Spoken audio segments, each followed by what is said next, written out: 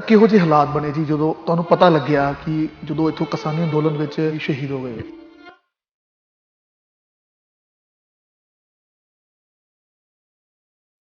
ਬਹੁਤ ਹਾਲਾਤ ਮਾੜੇ ਹੋ ਗਏ ਸੀ ਸਾਡੇ। ਉੱਡਣ ਦੇ ਅਸੀਂ ਤੇ ਬਸ ਕੌਡੀਆਂ ਖੋਟੇ ਹੋਏ ਪਏ।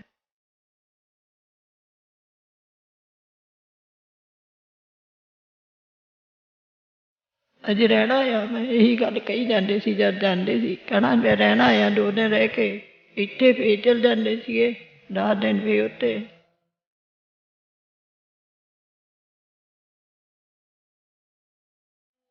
ਦੀਵਾਲੀ ਦਾ ਤਿਉਹਾਰ ਹੈ, ਕਿਹੋ ਜਿਹੀ ਦੀਵਾਲੀ ਮਨਾਉਂਦੇ ਹੁੰਦੇ ਸੀ ਜਦੋਂ ਘਰ ਵਿੱਚ ਹੁੰਦੇ ਜੀ?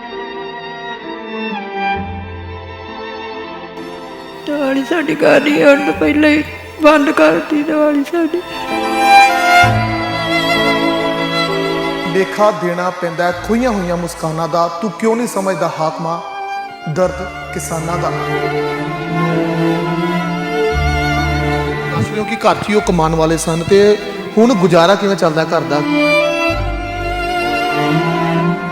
ਅਸੀਂ ਬਹੁਤ ਔਖੇ ਹੋ ਗਏ ਉੱਡਣ ਦੇ, ਕੋਈ ਗੁਜ਼ਾਰਾ ਵਾਲੀ ਕੋਈ ਗੱਲ ਹੀ ਨਹੀਂ ਰਹੀ ਸਾਡੀ ਤਾਂ।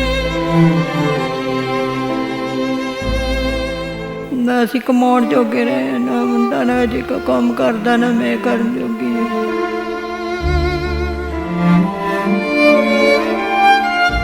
ਡੰਡੇ ਸੀ ਦਰੀ 'ਤੇ ਬੈਠੇ ਰੋਂਦੇ ਆ, ਉਹਨੂੰ ਦੇਖੀ ਜਾਂਦੇ ਕਿੱਥੋਂ ਆਉਣਾ।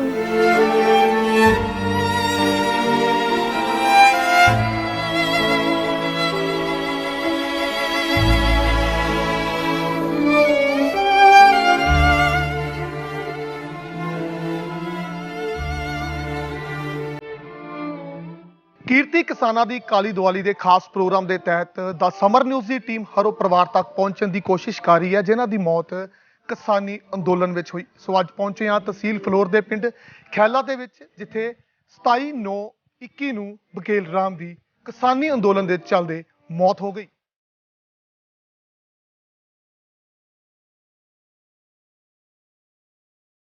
ਸੋ ਇਸ ਵੇਲੇ ਅਸੀਂ ਮੌਜੂਦ ਹਾਂ ਬਘੇਲ ਰਾਮ ਜੀ ਦੇ ਪਰਿਵਾਰ ਦੇ ਨਾਲ। ਸੋ ਜਾਣਨ ਦੀ ਕੋਸ਼ਿਸ਼ ਕਰਦੇ ਹਾਂ ਕਿਹੋ ਜਿਹੇ ਹਾਲਾਤਾਂ ਤੋਂ ਇਹ ਗੁਜ਼ਰੇ ਨੇ। ਸੋ ਇਹ ਉਹਨਾਂ ਦਾ ਬੇਟਾ ਹੈ, ਉਹਨਾਂ ਦੀ ਧਰਮ ਪਤਨੀ ਹੈ, ਔਰ ਇਹ ਉਹਨਾਂ ਦੀ ਬੇਟੀ ਹੈ।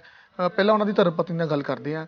ਕਿਹੋ ਜਿਹੇ ਹਾਲਾਤ ਬਣੇ ਜੀ ਜਦੋਂ ਤੁਹਾਨੂੰ ਪਤਾ ਲੱਗਿਆ ਕਿ ਜਦੋਂ ਇੱਥੋਂ ਕਿਸਾਨੀ ਅੰਦੋਲਨ ਵਿੱਚ ਉਹਨਾਂ ਦੀ ਡੈਥ ਹੋ ਗਈ, ਸ਼ਹੀਦ ਹੋ ਗਏ? ਬਹੁਤ ਹਾਲਾਤ ਮਾੜੇ ਹੋ ਗਏ ਸੀ ਸਾਡੇ। ਉੱਡਣ ਦੇ ਅਸੀਂ ਤੇ ਬਸ ਕੌਡੀਆਂ ਖੋਟੇ ਹੋਏ ਪਏ ਜਿੱਦਣ ਦਾ ਸਾਡਾ ਬੰਦਾ ਚਲੇ ਗਿਆ। ਸਾਨੂੰ ਕੋਈ ਪੁੱਛਦਾ ਨਹੀਂ, ਕੋਈ ਕੁਛ ਨਹੀਂ, ਕੋਈ ਕਿਸੇ ਦੀ ਸਾਡੀ ਸਾਰ ਨਹੀਂ ਲੈਂਦਾ। ਕੀ ਗੱਲਬਾਤ ਹੋਈ ਤੁਹਾਡੇ ਨਾਲ ਜਦੋਂ ਇੱਥੋਂ ਉਹ ਜਾਂਦੇ ਨੇ? ਤੁਹਾਡੇ ਨਾਲ ਕੋਈ ਪਹਿਲਾਂ ਗੱਲਬਾਤ ਹੁੰਦੀ ਉਹਨਾਂ ਦੀ, ਜਾਂ ਉੱਥੋਂ ਦੀ ਫੋਨ ਤੋਂ ਤੁਹਾਡੇ ਨਾਲ ਕੋਈ ਗੱਲਬਾਤ ਕਰਦੇ ਨੇ ਪਹਿਲਾਂ? ਕੋਈ ਇਦਾਂ ਦੀ ਗੱਲ ਹੋਵੇ? ਸਾਡੇ ਨਾਲ ਕੋਈ ਗੱਲ ਕਰਦੇ ਸੀਗੇ, ਰੋਜ਼ ਸਾਡੇ ਨਾਲ ਗੱਲਬਾਤ ਕਰਦੇ ਸੀ।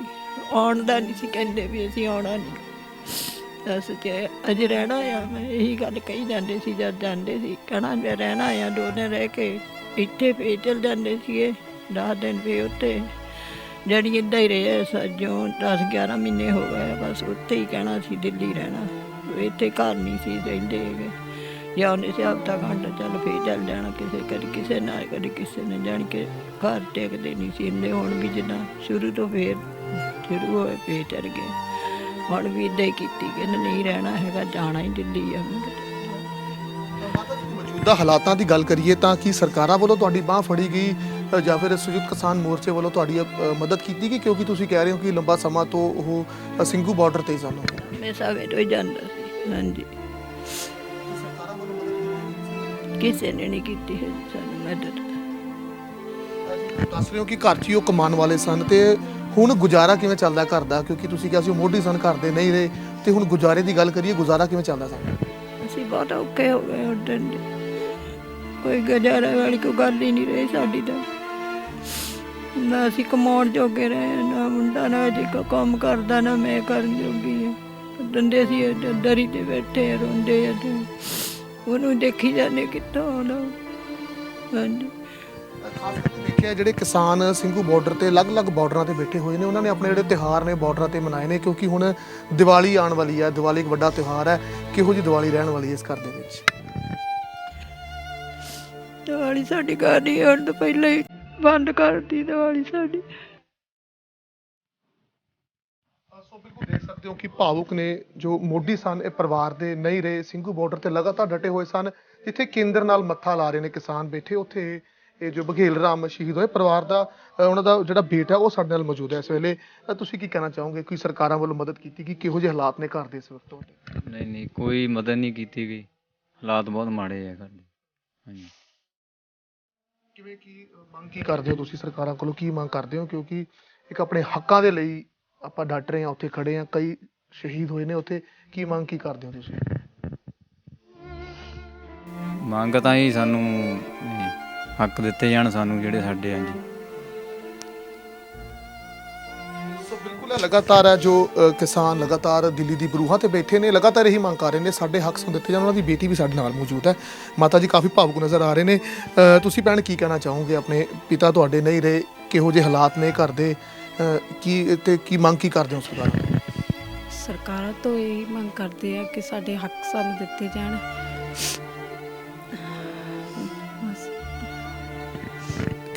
ਜਿਵੇਂ ਹੁਣ ਸਮਾਂ ਹੋ ਗਿਆ ਤੁਹਾਡੇ ਪਿਤਾ ਜੀ ਨਹੀਂ ਰਹੇ, ਹੁਣ ਦੀਵਾਲੀ ਦਾ ਤਿਉਹਾਰ ਹੈ, ਕਿਹੋ ਜਿਹੀ ਦੀਵਾਲੀ ਮਨਾਉਂਦੇ ਹੁੰਦੇ ਸੀ ਅਗਰ ਉਹ ਘਰ ਵਿੱਚ ਹੁੰਦੇ ਜੀ? ਦੀਵਾਲੀ ਬਹੁਤ ਵਧੀਆ ਮਨਾਉਂਦੇ ਹੁੰਦੇ ਸੀ, ਪਰ ਹੁਣ ਕਿ ਅਸੀਂ ਕਾਲੀ ਦੀਵਾਲੀ ਮਨਾਵਾਂਗੇ ਕਿਸਾਨਾਂ ਦੇ ਨਾਲ ਰਲ ਕੇ। ਕੀ ਮੰਗ ਕਰਦੇ ਹੋ ਲਗਾਤਾਰ, ਕਿਉਂਕਿ 600 ਤੋਂ ਵੱਧ ਮੌਤਾਂ ਹੋ ਚੁੱਕੀਆਂ? ਕੀ ਮੰਗ ਕੀ ਕਰਦੇ ਹੋ ਹੁਣ ਪਰਿਵਾਰ ਦੀ? ਤੁਸੀਂ ਜਿਵੇਂ ਕਹਿ ਰਹੇ ਹੋ ਸਰਕਾਰ ਵੱਲੋਂ ਕੋਈ ਸਾਰ ਨਹੀਂ ਲਏਗੀ, ਹਾਲਾਂਕਿ ਸਰਕਾਰਾਂ ਵੱਲੋਂ ਦਾਅਵੇ ਤਾਂ ਜ਼ਰੂਰ ਕੀਤੇ ਜਾਂਦੇ ਨੇ। ਮਦਦ ਕਰਨੀ ਚਾਹੀਦੀ ਹੈ ਸਾਡੀ, ਜਦੋਂ ਦਾਅਵੇ ਕਰਦੇ ਆ ਫਿਰ ਮਦਦ ਵੀ ਕਰਨੀ ਚਾਹੀਦੀ ਹੈ। ਮੌਜੂਦਾ ਹਾਲਾਤਾਂ ਦੀ ਗੱਲ ਕਰੀਏ, ਫਿਰ ਪਰਿਵਾਰ ਦਾ ਗੁਜ਼ਾਰਾ ਕਿਵੇਂ ਚੱਲ ਰਿਹਾ ਸਾਰਾ? ਕਿਉਂਕਿ ਹਰ ਚੀਜ਼ ਦੀ ਲੋੜ ਹੁੰਦੀ ਹੈ, ਖਾਣ ਪੀਣ ਦੀ ਲੋੜ ਹੁੰਦੀ ਹੈ, ਬਿਜਲੀ ਦੇ ਬਿੱਲ ਆਉਂਦੇ ਨੇ, ਫਿਰ ਸਾਰਾ ਗੁਜ਼ਾਰਾ ਕਿਵੇਂ ਹੋ ਰਿਹਾ? ਗੁਜ਼ਾਰਾ ਸਾਡਾ ਬਹੁਤ ਮੁਸ਼ਕਿਲ ਨਾਲ ਹੋ ਰਿਹਾ ਹੈ। ਹਾਂਜੀ ਦੇਖ ਸਕਦੇ ਹੋ ਕਾਫੀ ਭਾਵੁਕ ਨੇ, ਮਾਤਾ ਜੀ ਵੀ ਕਾਫੀ ਭਾਵੁਕ ਨੇ, ਲਗਾਤਾਰ ਸਰਕਾਰਾਂ ਕੋਲੋਂ ਮੰਗ ਕਰਦੇ ਨਜ਼ਰ ਆ ਰਹੇ। ਸਾਡੇ ਨਾਲ ਕੋਈ ਜਿਹੜੇ ਉੱਥੇ ਕਿਸਾਨ ਯੂਨੀਅਨ ਦੇ ਲੋਕ ਨੇ ਉਹ ਵੀ ਬੈਠੇ ਹੋਏ ਨੇ। ਕੀ ਕਹਿਣਾ ਚਾਹੋਗੇ ਤੁਸੀਂ? ਜਿਵੇਂ ਅਸੀਂ ਇਸ ਪਰਿਵਾਰ ਕੋਲ ਪਹੁੰਚੇ ਹਾਂ, ਬੜੀ ਮਾੜੀ ਹਾਲਾਤ ਦੇ ਵਿੱਚ ਨੇ ਪਰਿਵਾਰ, ਸਰਕਾਰਾਂ ਵੱਲੋਂ ਵੀ ਦਾਅਵੇ ਕੀਤੇ ਜਾਂਦੇ ਨੇ ਵੱਡੇ ਵੱਡੇ ਕਿ ਅਸੀਂ ਕਿਸਾਨਾਂ ਦੇ ਨਾਲ ਆ, ਪਰ ਇਹੋ ਜਿਹੀ ਤਸਵੀਰ ਜਿਹੜੀਆਂ ਕਿਤੇ ਨਾ ਕਿਤੇ ਸਰਕਾਰਾਂ ਦੀਆਂ ਪੋਲਾਂ ਖੋਲ੍ਹਦੀਆਂ। ਮੈਂ ਸੰਤੋਖ ਸਿੰਘ ਸੰਧੂ, ਸੂਬਾ committee member Kirti Kisan union. ਇਹ ਸਾਥੀ ਲਗਾਤਾਰ ਸਾਡਾ ਲਗਭਗ 13 ਮਹੀਨੇ ਸਾਨੂੰ 1 ਤਰੀਕ ਨੂੰ ਹੋ ਜਾਣੇ, 2 ਮਹੀਨੇ ਅਸੀਂ ਟੂਰ ਪਲਾਜੇ ਤੇ ਰਹੇ ਹਾਂ ਤੇ 11 ਮਹੀਨੇ ਸਾਨੂੰ ਜਿਹੜੇ ਦਿੱਲੀ ਮੋਰਚੇ 'ਚ ਬੈਠਿਆਂ ਨੂੰ ਹੋ ਗਏ। ਇਹ ਸਾਡਾ ਸਾਥੀ ਪਹਿਲੇ ਦਿਨ ਤੋਂ ਹੀ ਸਾਡੇ ਇਸ ਪਿੰਡ ਦੇ ਜੂੰਟ ਦੇ ਮੋਰਚੇ ਦੇ ਵਿੱਚ ਜਾਂਦਾ ਸੀ। ਇਹ ਸਾਡੇ ਪ੍ਰਧਾਨ ਹੁਣੀ ਪਿੰਡ ਦੇ ਬੈਠੇ ਆ। ਇਹ ਲਗਾਤਾਰ ਹੀ 10-10 ਦਿਨ 15-15 ਦਿਨ ਲਈ ਇਹ ਸਾਥੀ ਕਿਤੇ ਹਫ਼ਤੇ 'ਚ ਇਹਨਾਂ ਨੇ ਆਉਣਾ, ਮੁੜ ਕੇ ਫਿਰ ਦੁਬਾਰਾ ਚੱਲ ਜਾਣਾ। ਮੈਂ ਆਪਣੀ ਜਥੇਬੰਦੀ ਵੱਲੋਂ ਸੂਬਾ committee member Kirti Kisan union ਹੋਣ ਨਾਤੇ ਇਹਨਾਂ ਨੂੰ ਭਰੋਸਾ ਦਵਾਉਣਾ ਵੀ ਕਦੇ ਵੀ ਕੋਈ ਇਹਨਾਂ ਨੂੰ ਮੁਸ਼ਕਲ ਆਉਂਦੀ ਆ ਸਾਡੇ ਨਾਲ ਤੁਸੀਂ ਰਾਬਤਾ ਰੱਖੋ।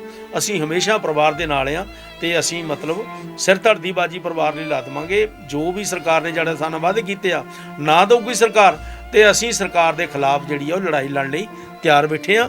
ਇਸ ਕਰਕੇ ਮਤਲਬ ਵੀ ਸਾਡੇ ਨਾਲ ਵਾਅਦਾ ਜੇ ਅਸੀਂ ਦੇਖਾਂਗੇ ਹੁਣ 21 ਦਿਨ ਦਾ ਉਹਦੀ ਵਾਅਦਾ ਕੀਤਾ ਆ, ਜੇ ਉਹ ਪਰਿਵਾਰ ਨੂੰ ਨਹੀਂ ਚੈੱਕ ਦੇਣਗੇ ਤੇ ਅਸੀਂ ਇਹ ਲੜਾਈ ਲੜਾਂਗੇ, ਪਿੱਛੇ ਨਹੀਂ ਹਟਾਂਗੇ।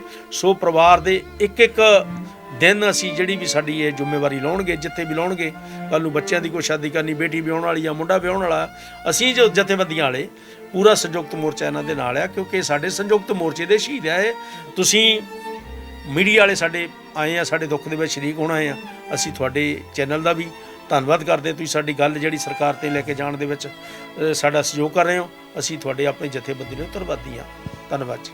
ਸੋ ਬਿਲਕੁਲ ਹੈ, ਬਘੇਲ ਸਿੰਘ ਦੇ ਘਰ ਦੇ ਵਿੱਚ ਮੌਜੂਦ ਹਾਂ। ਇੱਕ ਵਾਰ ਮੈਂ ਤੁਹਾਨੂੰ ਘਰ ਦੀ ਤਸਵੀਰ ਪਹਿਲਾਂ ਜ਼ਰੂਰ ਦਿਖਾਉਣਾ ਚਾਹੁੰਦਾ, ਕਿਉਂਕਿ ਲਾਜ਼ਮੀ ਹੈ, ਕਿਉਂਕਿ ਇਹ ਤਸਵੀਰਾਂ ਲਾਜ਼ਮੀ ਤਾਂ ਨੇ ਕਿਉਂਕਿ ਘਰ ਦੇ ਹਾਲਾਤ ਦਿਖਾਉਣੇ ਬਹੁਤ ਜ਼ਰੂਰੀ ਨੇ, ਕਿਉਂਕਿ ਵੱਡੀਆਂ ਵੱਡੀਆਂ ਗੱਲਾਂ ਕੀਤੀਆਂ ਜਾਂਦੀਆਂ ਵੱਡੇ ਵੱਡੇ ਲੀਡਰਾਂ ਵੱਲੋਂ, ਪਰ ਇਹ ਤਸਵੀਰਾਂ ਕਿਤੇ ਨਾ ਕਿਤੇ ਸੱਟ ਮਾਰਦੀਆਂ ਸਰਕਾਰਾਂ ਦੇ ਮੂੰਹ ਤੇ। ਸੋ ਇੱਕ ਵਾਰ ਤਸਵੀਰ ਕੈਮਰਾ ਪਰਸਨ ਨੂੰ ਕਹਾਂਗਾ ਇੱਕ ਵਾਰ ਘਰ ਦੀ ਤਸਵੀਰ ਜ਼ਰੂਰ ਦਿਖਾਈ ਜਾਵੇ।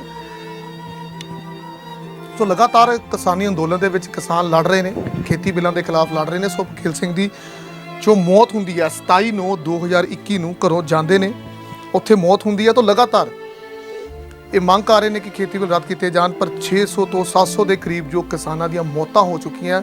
ਵੱਡਾ ਸਵਾਲ ਹੈ ਕਿ ਆਖਿਰਕਾਰ ਇਹਦਾ ਜ਼ਿੰਮੇਵਾਰ ਕੌਣ ਹੈ? ਸੋ ਆਖਿਰ ਵਿੱਚ ਇਹੀ ਕਵਾਂਗੇ, ਲੇਖਾ ਦੇਣਾ ਪੈਂਦਾ ਖੋਈਆਂ ਹੋਈਆਂ ਮੁਸਕਾਨਾਂ ਦਾ, ਤੂੰ ਕਿਉਂ ਨਹੀਂ ਸਮਝਦਾ ਹਾਕਮਾ ਦਰਦ ਕਿਸਾਨਾਂ ਦਾ। ਕੈਮਰਾਮੈਨ ਮੁਨੀਸ ਦੇ ਨਾਲ ਮਨਿੰਦਰ ਸਿੰਘ, ਦਾ ਸਮਰ ਨਿਊਜ਼ ਫਲੋਰ।